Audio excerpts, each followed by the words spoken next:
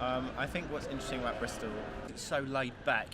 You know, it's not kind of in your face like some places I've lived.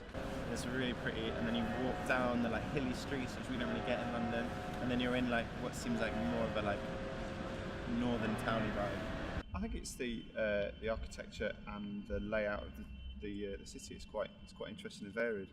All the waterways and bridges and yeah.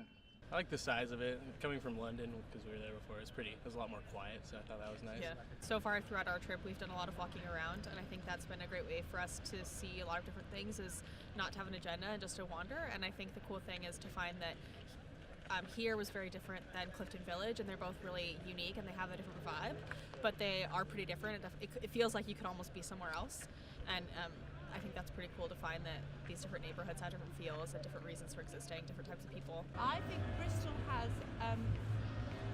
great independence of mind and spirits. There's a lot going on. There's loads of theatre and music and all sorts of sporty stuff.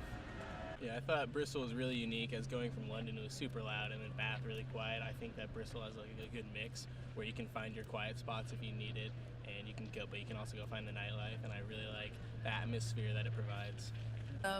I used to go to a lot of gigs about 10, 12 years ago and saw, small bands that went on to become like sort of Killers, Scissor Sisters, Keen plays in the Louisiana, and so you saw them at the beginning, and then obviously they got a bit bigger, and then now we're more into the literary side of things, and yeah, there's just so much. I think for whatever creative outlet you have, there's just so much going on. We're here for Simple Things Festival, which is just for one day, so we're just here going around the city for a day. I'm here with my family. We're just coming for a wander around. The Clifton Village and the Suspension Bridge. We went and walked around Ley Woods a little bit. And then, yeah, we just headed back to find some food. We did Harbourside yesterday, and this whole area was just gorgeous. I went into an old building at the top of Park Street, and I managed to find some really old art documentaries and a load of creative stuff that I found really powerful. Yeah, I'm studying history at the University of Bristol. I'm attending 2 events in the Bristol Festival of Literature. I've attended a workshop this morning on writing a novel, and I'm going to support my friend Amanda, who's reading at an event at the museum this afternoon. So that's what I'm doing. Yeah.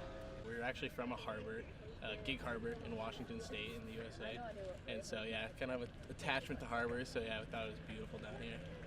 Yeah, I've just come out here to do a bit of shopping because my fridge is empty, and I'm going to spend the rest of the day revising for an essay I've got to write.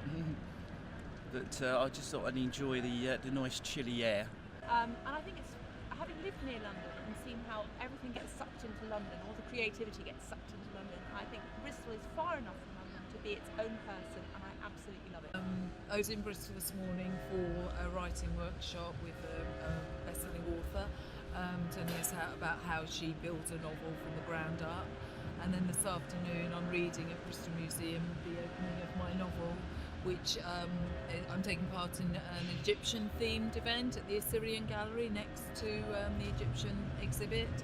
And yeah, there's 4 of us reading, and I'm one of